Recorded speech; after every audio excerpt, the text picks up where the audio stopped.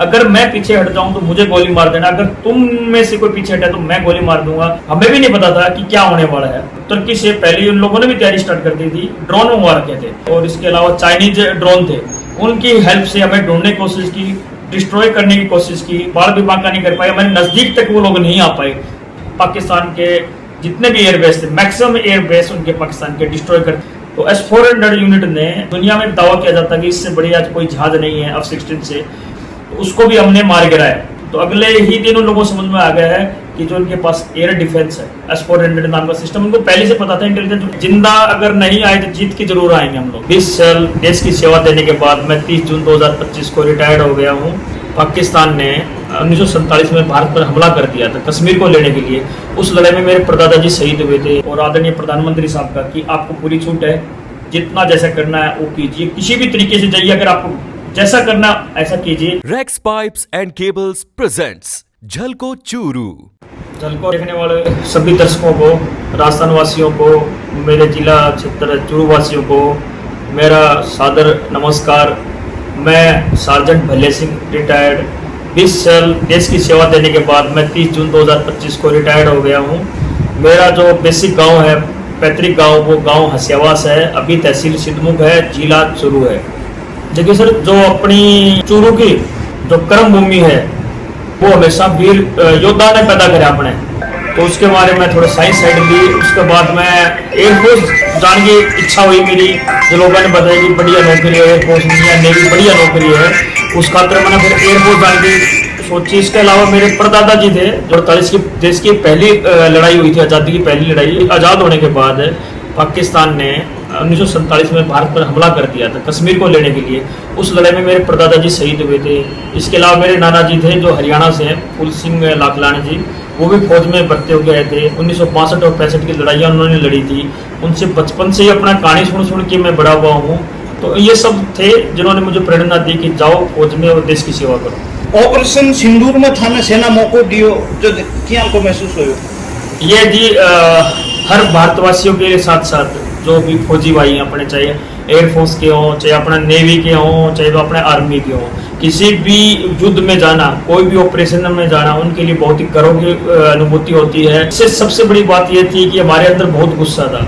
जिस तरह की कायराना हरकत पाकिस्तान ने की, और ये जो हमला था पाकिस्तान के टेररिस्टों का, आतंकवादियों का हमला नहीं था, ये हमला पाकिस्तान की जो आर्मी है वो स्पॉन्सर्ड करती। जितने भी अटैक अपने चाहे इंडिया में क्यों करी हो, चाहे बॉर्डर क्रॉस करके आओ, चाहे अपने दूसरे तरीके जितने भी हो, पाकिस्तान आर्मी के द्वारा स्पॉन्सर्ड अपने हमले रहते हैं। जैसे ही हमें आदेश मिला, जैसे ही अटैक हुआ, उसके बाद हमें भी पता चल गया कुछ बड़ा होने वाला है, फौज कुछ बड़ा करने वाली, किस रूप में करने वाला ये नहीं पता था। लेकिन जैसे ही हमें आदेश मिला कि कुछ हमें करना है, तो बड़ा गर्व के साथ हम गए थे और इस भावना के साथ गए थे कि या तो मारेंगे या मरेंगे, जिंदा अगर नहीं आए तो जीत के जरूर आएंगे हम लोग। सुने कि भारत सरकार थाने सम्मानित कर रही है जी। 14 अगस्त की शाम को राष्ट्रपति जो प्रेसिडेंट गैलेंट्री अवार्ड रहते हैं, उनकी एक सूची उन्होंने जारी की थी। तो उसमें बहुत सारे अवार्ड रहते हैं जो युद्ध के समय दिए जाते हैं। तो ऑपरेशन सिंदूर के लिए मुझे भी प्रेसिडेंट के द्वारा गैलेंट्री वीरता पुरस्कार मेंशन इन डिस्पैच दिया जाएगा। थे चूरू का जन्मेड़ा हो, चूरू के युवाओं ने इन चैनल के माध्यम से क्या संदेश देना चाहोगा? देखो जी, जो अपना युवा साथी हैं, जो एक ऐसी यौवन अवस्था में पहुंच गए हैं, तो उनके लिए तो बहुत ज्यादा, मतलब जितना बोलो उतना ही कम है, जितना आप उनको गाइड करो जी उतना ही कम है। मैं अपने भाइयों के साथ जो यंग जनरेशन है उनके लिए कुछ शब्द कहना चाहूँ। सबसे पहली बात तो जी, नशे से दूर रहो। आप देख रहे हो धीरे धीरे तो थोड़े थोड़े मजे के चक्कर में आप दारू पीने लग जाए या कुछ और करने लग जाए। ये आजकल धीरे धीरे अपना क्या है कि श्वेत चिट्टा जो नशा पंजाब से आ रहा है, हरियाणा की यूथ धीरे धीरे इसके कब्जे में आ रहे हैं, धीरे धीरे कहीं ना हमारे तक ना पहुंचे।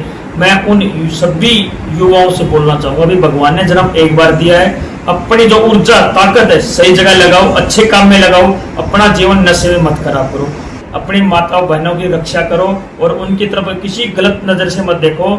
और फौज में या किसी भी, जरूरी नहीं कि आप फौज में जाके देश की सेवा करो।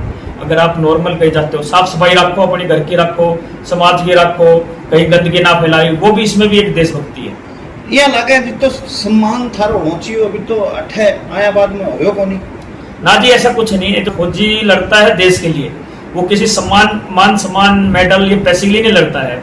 जब ये लड़ाई हुई थी, जब लड़ाइयाँ खत्म हो गई थी, तो मेरे किसी रिश्तेदार ने पूछा था जी कितना पैसा मिलेगा। मैं किस चीज़ का पैसा मिलेगा, भी लड़ाई लड़ी, आप लोगों ने लड़ाई जीती है तो पैसा तो मिलेगा। मैं तब भी मैंने एक ही बात की थी, फौजी किसी मेडल या पैसे के लिए लड़ाई लड़ता, वो अपने मान सम्मान, देश के मान सम्मान और जो ड्यूटी होती है उसके लिए लड़ता। मान सम्मान देना तो जिस समाज का काम है, अगर उस मान सम्मान मिलता तो अच्छी बात है। देशभक्ति का पैमाना हर बंदे के लिए सेम है, लागू होता, सबको देशभक्त होना चाहिए।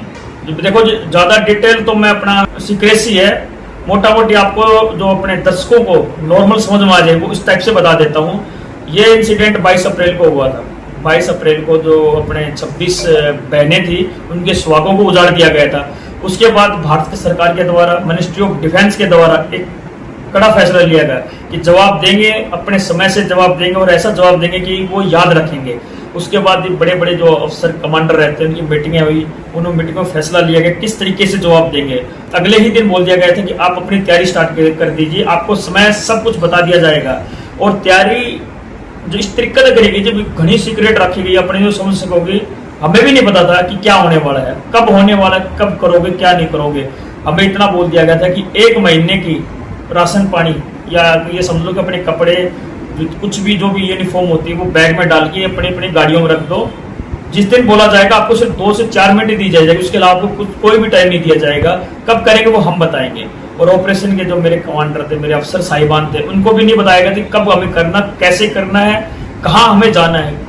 ऑपरेशन को इतना सीक्रेट रखा गया था, काफी दिनों तक हम लोग इस पर काम करते रहे और अपने घर वालों को भी नहीं पता थी कुछ होने वाला है। हमने कहा जी नहीं, हमने कुछ नहीं करने वाले हैं, इसको सीक्रेसी हम लोगों ने भी मेंटेन रखी थी। तो उसके बाद अचानक जो 6 मई की जो शाम थी, रात के खाने का टाइम हो रखा था जी, मैं अपना खाना खा रहा था, मेरे पास रात को कॉल आया कि जल्दी आना है। तो मैंने पूछा कि कितनी देर में आना है, बोलो 5 मिनट के अंदर अंदर पहुंचना है। तो मैं खाना खा रहा था, खाना मैंने वही छोड़ा, यूनिफॉर्म में था मैं उस टाइम, बस ऑफिस से आया था खाना खाने के लिए। फटाफट पहुंचा, जैसे पहुंचा तो हम लोगों को कहीं जाना था, हम लोग गाड़ी में बैठे अपने, जहाँ हमें जाना जो करना था उसके लिए सब तैयारियां पहले से की हुई थी। क्या करना था हमें भी नहीं पता, हमें इतना बोला था कि बस जस्ट हम लोग घूम के आ रहे हैं, कहीं जा रहे हैं, घूम के आ रहे हैं वापस। क्योंकि ये तैयारी हम काफी दिनों से कर रहे थे, हमें भी नॉर्मल लगा कि ऐसा कुछ नहीं होने वाला है। सीक्रेसी इस टाइप से मेंटेन की जाती है, जो बंदा काम करने वाला है उसको भी कुछ नहीं पता था कि क्या करने वाले हैं।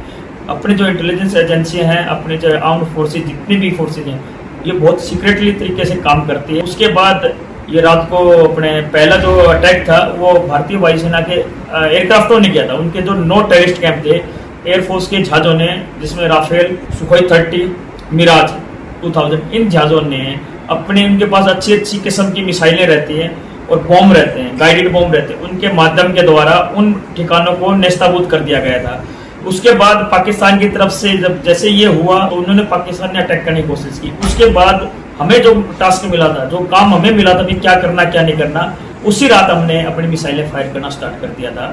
जैसे जैसे उनके टारगेट आए, चाहे वो जहाज हो, लड़ाकू जहाज हो, तो वो फ्लाइंग प्रोजेक्टाइल हो, बैलिस्टिक मिसाइल हो, चाहे क्रूज मिसाइल हो, किसी भी टाइप का अटैक उन लोगों ने जब करने की कोशिश की तो अगले ही दिन उन लोगों को समझ में आ गया है कि जो उनके पास एयर डिफेंस है, S-400 नाम का सिस्टम, उनको पहले से पता था, इंटेलिजेंस उनके पास भी थी, उनको ये भी पता था किस जगह पे ये लोकेट है। लोकेशन, एग्जैक्ट लोकेशन उनको नहीं पता चल पा रहा था। जैसे एग्जाम्पल के लिए चूरू डिस्ट्रिक्ट में कहाँ है, उनको ये नहीं पता उनको ये था कि हाँ चूरू में है कहीं पे, बट उनको लोकेशन नहीं मिल रही थी। तो उसके लिए हमारी यूनिट की लोकेशन ढूंढने के लिए उनका ये इरादा था कि जो आप इसकी लोकेशन ढूंढ लेंगे, आप इन्हें खत्म कर देंगे ना, तो अपना खातर बहुत आसान काम हो जाएगा। कोई मिसाइल यूनिट खातर इतनी बढ़िया ना बचेगी, तो आप इनके देश के अंदर अपने जहाज तभी घुसाएंगे जब इसकी यूनिट को खत्म कर देंगे। उस खातर उन्होंने क्या करा, अपने अभी तुर्की से पहले उन लोगों ने भी तैयारी स्टार्ट कर दी थी, ड्रोन मंगवा रखे थे, और इसके अलावा चाइनीज ड्रोन थे, उनकी हेल्प से हमें ढूंढने की कोशिश की, डिस्ट्रॉय करने की कोशिश की। वो तो हमारी स्किल इतनी थी कि ना तो उनके हम काबू में आए, और जैसे जैसे हम लोग अपना उनको मिसाइल फायर करते थे, जैसे जो टारगेट मिलता था आप अपनी जगह बदल लेते, एक जगह से दूसरी जगह चले जाते थे। क्योंकि अगर आप एक जगह रहेगा, अगर अपनी लोकेशन उनको मिल जाती तो शायद अपने भी खत्म होने के चांसेस बढ़ जाते थे।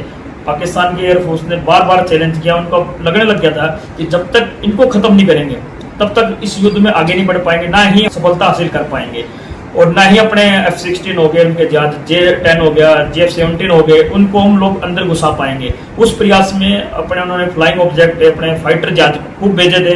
तो S-400 यूनिट ने उनके पाकिस्तानी एयरफोर्स के 5 लड़ाकू जहाज, जिसमें से अमेरिका का सबसे बेस्ट जहाज वो लोग दावा करते हैं, दुनिया में दावा किया जाता है कि इससे बड़ी आज कोई जहाज नहीं है F-16 से। बहुत से बार वो F-16 लड़ चुका है, आज से नहीं कई सालों से लड़ रहा है, तो उसको भी हमने मार गिराया। इसके अलावा एक रात 10 तारीख को फिर उन्होंने प्रेस कॉन्फ्रेंस की। हालांकि पाकिस्तान जो लड़ाई लड़ रहा था वो झूठ के सारे लड़ रहा था, सच कुछ नहीं था। अपने मीडिया में झूठ फैलाया जा रहा था, ग्लोबल मीडिया में वो झूठ फैला रहा था कि हमने ये, हर रोज वो दावा करता था कि हमने S-400 यूनिट को मार दिया। इतने सोशल मीडिया पे बहुत ज़्यादा दावा किया जा रहा था कि अपने देश के चैनल भी कुछ शायद भ्रमित हो गए थे। उन्होंने भी, हिंदी न्यूज़ चैनलों ने भी कुछ ने अखबार में छाप दिया था कि S-400 की यूनिट की वो हमने ख़त्म कर दी है। बट हम रोज, वो लोग हमें हर रोज सपनों में मारते थे, फिर हम उठते थे, फिर हर रोज उनको माकूल जवाब देते थे। 10 मई के दिन था जो सबसे निर्णायक दिन था इस लड़ाई का, सबसे निर्णायक दिन था। उन्होंने एक ऑपरेशन स्टार्ट किया था और ये चैलेंज देते हुए आए थे कि S-400 यूनिट के साथ साथ हम पूरे एयरफोर्स को तबाह कर देंगे। और 10 मई की जो रात थी वो पूरी Pakistani air force versus S-400 unit की लड़ाई थी। और इसमें S-400 को ही मैं अकेले नहीं कहूँगा, जो अपने AD सिस्टम में और मिसाइलें भी अपने एयरफोर्स के पास, जैसे पिचोरा है, आकाश है, MR-SAM है, स्पाइडर है, ब्रह्मोस है, इवन आर्मी की जो AD गन रहती है जो सेकेंड वर्ल्ड वॉर से चल रही है, जिसको बहुत मॉडिफाई किया गया है, उसने भी बहुत योगदान है। सब ने अपना अपना रोल जो रहता है, सबकी रेंज अलग अलग रहती है। जैसे जैसे टारगेट सबको मिले, सब ने उस हिसाब से टारगेट को मारा गया। तो उस रात S-400 पर 110 टोटल अटैक हुए थे, जिसमें drone, fighter aircraft, ballistic missile, cruise missile, stand of weapon और एक लॉइटरिंग म्यूनिशन एक वेपन रहता है, उन सब ने अटैक किए थे। 110 अटैक हुए थे। हम लोगों ने अपने पूरे AD सिस्टम ने सभी टारगेट को हवा में ही नष्ट कर दिया था। और उनका जो दावा था कि हमने S-400 को मार दिया, हमारे ये, मैं कहूँगा सर कि बाढ़ भी बांका नहीं कर पाए, हमारे नज़दीक तक वो लोग नहीं आ पाए। हालांकि उनका अटैक बहुत ब्रूटल अटैक था, बहुत ज़्यादा अटैक एक साथ अटैक किया था, बट सिस्टम हमारे अच्छे थे। हमारे जो कमांडर थे, अफसर साहिबान थे, उनका जो नेतृत्व था वो बहुत बढ़िया था। ऊपर भी हमारे जो आर्मी के, एयरफोर्स के जो कमांडर थे, कमांडर लेवल के बड़े बड़े रैंक के अधिकारी थे, उन्होंने जो उनका डिसीजन था वो भी बहुत अच्छा था। और सबसे अच्छी बात हमारी जो मिनिस्टर ऑफ डिफेंस है और आदरणीय प्रधानमंत्री साहब का, कि आपको पूरी छूट है, जितना जैसा करना है वो कीजिए, किसी भी तरीके से जाइए, अगर आपको जैसा करना ऐसा कीजिए, कि कुछ होता तो ब्लेम हम लोग लेंगे। तो उन सब का वो ऐसी भावनाएं थी कि जो भी अपने जवान थे जैसी कंडीशन में थे, मैं आपको मतलब अगर ऐसे एक एक कहानी बताने लग जाऊंगा तो कि बहुत लंबा, सब चीज़ें बहुत लंबी हो जाएगी। किसी ने भी जब ये स्टार्ट हुआ था, जैसे जैसे ये युद्ध आगे बढ़ता गया, तो सर ग्राउंड डिफेंस के लिए हमारे पास राइफल थी कि अगर कोई अटैक हम पे ऐसा हो जाए कि जहाँ पर हम हैं ग्राउंड से कोई अटैक हम पे ना कर दे, ताकि हमारे इक्विपमेंट को डिस्ट्रॉय ना हो जाए, अपनी मिसाइलें को कोई मतलब खत्म ना कर दे। ये वार की एक जो युद्ध होता है उसकी एक स्ट्रेटेजी होती है, रणनीति होती है कि अगर आप ऐसा कर रहे हो तो एक काम कीजिए, इनके पास ग्राउंड लेवल से जाइए, जमीन से जाओ, इनको मार के आओ। तो उसमें पाकिस्तान की एक यूनिट है, आर्मी के SSG स्पेशल सर्विस ग्रुप बोलते हैं, उनके पास एक टीम है, वो जो यही काम करते हैं, उसको बोलते हैं बैट, बॉर्डर एक्शन टीम। वो यही काम करते, पहले भी सुना होगा आपने, किसी अपने LOC के पास जाते हैं, सिपाहियों गले वले काटने कुछ हरकतें हुई थी, वो उसी चीज़ के लिए पाकिस्तान की जो टीम बदनाम है, उन्होंने कोशिश की थी कि बैट को भेज गए S-400 यूनिट का पता लगा के इनके सिपाहियों को, इनके सैनिकों को, इनके अफसरों को या इनके जो एयर वॉरियर है उनको नुकसान पहुंचाया जाए, ताकि इनकी लड़ने की क्षमता खत्म हो जाए। उसके लिए हमारे पास राइफलें थी, खुद की सुरक्षा करने के लिए हमारे पास राइफलें थी। जब ये युद्ध आगे हुआ तो ऐसी कंडीशन थी कि आपको जान देना ही देना है। तो उसमें एक बात मैंने बोली थी, क्योंकि मैं जो एक टीम बनी थी, जो सिस्टम होता है उसमें बहुत सारे सिस्टम रहते हैं, S-400 यूनिट में बहुत सारे सिस्टम रहते हैं। तो मैं एक टीम है लॉन्चर, जिससे मिसाइल लॉन्च की जाती है, उसको लॉन्चर बोलते हैं, उस टीम का मैं इंचार्ज था। तो एक बात मैंने अपने जो जूनियर्स थे, मेरे सबॉर्डिनेट थे, उनको एक बात बोली थी, अगर मैं पीछे हट जाऊं तो मुझे गोली मार देना, अगर तुम में से कोई पीछे हटा तो मैं गोली मार दूंगा। इस गोलियों का कोई हिसाब किताब नहीं होगा, क्योंकि एक ऐसा समय है जब आसमान में आग उगल रही थी, ड्रोन आ रहे थे, मिसाइलें आ रही थी। अगर उसमें कोई टास्क हमें ऐसा मिलता, कोई कार्य ऐसा मिलता है कि आपको जाना है और आपको पता है कि आप मरने वाले हो, अगर उस डर के मारे कोई पीछे हटा तो मार दिए जाओगे, क्योंकि हारे हुए सिपाही का कोई जीवन नहीं होता है, आपको जीत के ही आना है। हारा हुआ सिपाही एक मर्द के समान है, वैसी भावनाएं थी। और मेरे लड़कों ने, मेरे अफसर साहिबान ने, मेरे कमांडर ने, सबने मिलकर ऐसा काम किया। मैं तो जी एक मुखट्टा हूँ, आज आपके जिले का रहने वाला हूँ, तो मुझे इस पुरस्कार से नवाजा जा रहा है। तो आप लोग मुझसे पूछ रहे हैं, इस कहानी के बहुत सारे हीरो हैं, वो लोग आज सर्विस में है, तो शायद वो सब चीज़ों नाम, उनका नाम भी ना पाए, ना ही वो मीडिया के सामने आ सकते हैं। बट मैं ये कहूँगा कि मेरी यूनिट, मेरे कमांडर, मेरे जवान जो मेरे साथ लड़ रहे थे, नाम तो मैं सर्विस में इसलिए नहीं ले पाऊंगा, उसमें से बहुत सारे अपने राजस्थान के भी थे, जो अपने शेखावटी का भी था। जैसे एक लड़के का मैं थोड़ा सा परिचय देना चाहूंगा, झुंझुनू डिस्ट्रिक्ट है वो, गाँव है उनका अबूसर, नाम मैं नहीं बता पाऊंगा, उनका ये बता सकता हूँ पीछे का जो टाइटल वो है ख्यालिया। जो लड़का वो 21 या 22 साल का लड़का था, उसने जो अपनी दिलेरी बहादुरता दिखाई है, निश्चित रूप से मौत के मुंह से निकल के आए, ना अपनी जान की परवाह करते हुए देश के लिए जो सही हुआ वो सब काम किया। और 10 तारीख की शाम को जैसे ही सीज फायर हुआ, ये अनाउंस हुआ कि सीज फायर हो चुका है, क्योंकि 10 तारीख को बहुत भयंकर अटैक हमने किया था। और इवन सबसे अच्छा जो हुआ था, एक उनका अवाक्स एक एयरक्राफ्ट रहता है, तो ये समझिए कि अपना एक जहाज होता है, जहाज पे एक रेडार सा लग रहा रहता है, तो ऊंची हाइट पे तो वो रेडार जाता है तो उसके पास देखने की क्षमता बढ़ जाती है। ये सब अपने दिल्ली, आगरा, भोपाल तक वो अपने पूरे एयरबेस को देख सकता है। तो उस एयरक्राफ्ट को लोगों ने पेशावर के पास से फ्लाइंग स्टार्ट किया। जैसे इन्होंने एयरक्राफ्ट को टेक ऑफ किया, हमने उस एयरक्राफ्ट को वहीं पर मार गिराया, जो कि एक अपने एयर डिफेंस रिकॉर्ड है दुनिया में आज तक इतना लंबा 314 किलोमीटर का। ये दावा मैं अपनी तरफ से नहीं कर रहा हूँ, ये दावा ऑफिशियल दावा है, एयरफोर्स ने ये दावा किया है। हालांकि हमें उसी टाइम पता चल गया था 1 या 2 दिन के बाद कि जो जैसे जैसे वो डाटा आते हैं, इलेक्ट्रॉनिक सिग्नेचर आते हैं, उसके द्वारा जो एनालाइज होता है, बट हमने कभी दावा नहीं किया, क्योंकि जब तक आप एयरफोर्स उस चीज़ को ऑफिशियली नहीं बोली तब तक हमने भी कहीं नहीं बोला। तो आज हमारे चीफ साहब AP साहब ने 3 से 4 दिन पहले ही ऑफिशियली कंफर्म किया कि 5 फाइटर एयरक्राफ्ट पाकिस्तानी एयरफोर्स के और एक आवास एयरक्राफ्ट वो S-400 ने मारा। इसके अलावा हमारी ब्रह्मोस मिसाइल और अन्य मिसाइलों ने पाकिस्तान के जितने भी एयरबेस थे, मैक्सिमम एयरबेस उनके पाकिस्तान के डिस्ट्रॉय कर दिए। और इस तरीके से डिस्ट्रॉय किए हैं कि कुछ एयरबेस को कॉन्ट्रैक्टर भी नहीं मिल रहे कि उनको रिपेयर किया जा सकते। कुछ एयरबेस ऐसे भी थे जिस एयरबेस को अमेरिकन फोर्सेज यूज करती है। झलको